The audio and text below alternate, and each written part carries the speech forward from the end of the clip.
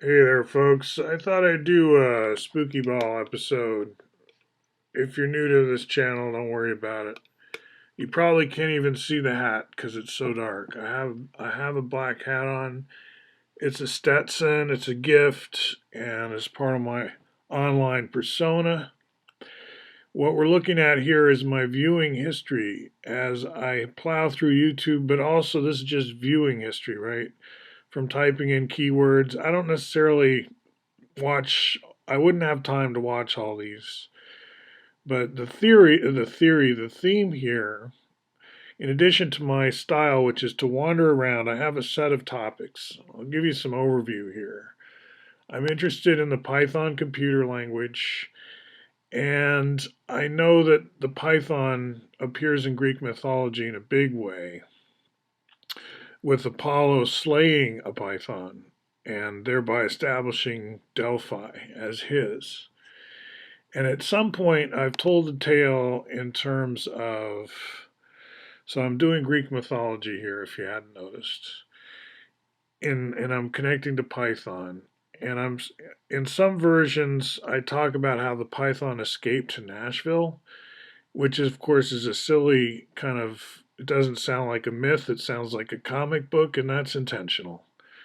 And if you don't know why I talk like that, it's because this Parthenon and statue of Athena in Nashville is full scale. It's like one of the biggest statues you're going to see inside a building, right? So it's very interesting. And I have been here myself and seen it. So pretty cool, right?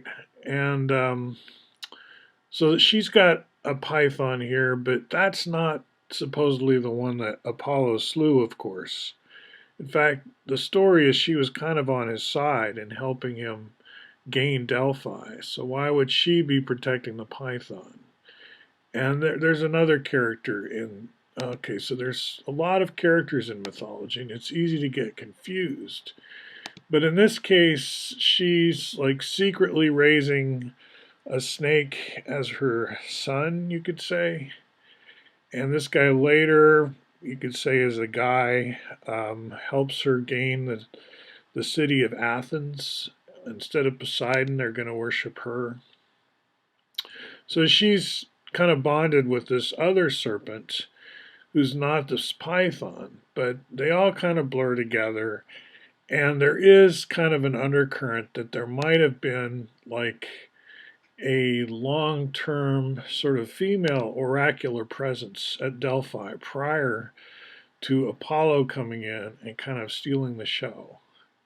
And in that sense, we can celebrate, I suppose, that um, Athena kind of represents Gaia or the Earth Mother or the prior religion before patriarchy. This is a common theme in current literature, just in general, patriarchy versus matriarchy or whatever the gender sex dichotomy. We establish equilibrium by these countervailing archetypes, you could call them. But when you see it just, as part of everyday reality, you don't call it an archetype usually. But so what I'm saying, what I'm suggesting is we could take Athena as symbolic of the pre-Apollo regime, I'd call it a regime once the politics over, but and so that does escape and becomes part of the North American consciousness, you could say. So that's the myth I'm working on. And I'm not saying it's super well developed, but you can see I do homework on it. And this is while by day, I'm currently working on some projects at an art gallery. And this is a whole nother topic. But if you're curious about it and you go back in the YouTube channels here, you'll see a lot about who these characters are and what it is we're up to. So that's another sort of side to what's going on, and it's very geometric and Apollonian, you could say, what we're doing. So it's kind of, again, Greek mythology here. This is downtown Portland if you're curious.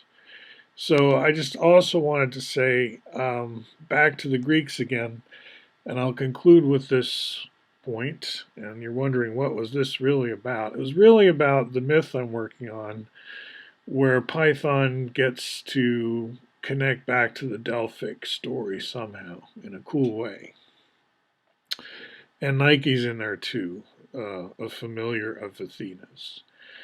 But then the thing I also wanted to say is I was talking about Aristotle in the last video and how he didn't invent the Antikythera.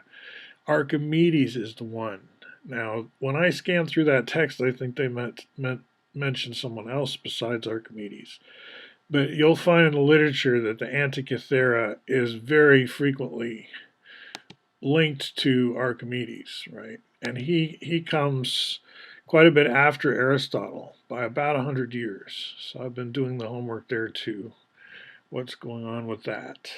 And Aristotle links up to some of this mythology too, right? There's a lot to twine together if you're into the humanities and Western civilization, but the serpent mythology will get you around the world to everything. So, check into it. It doesn't have to be just pythons. If you're looking for a topic to think about, what is the like think in terms of dragons too, and think in terms of current movies and movies you might like where dragons may appear. All right, talk to you soon.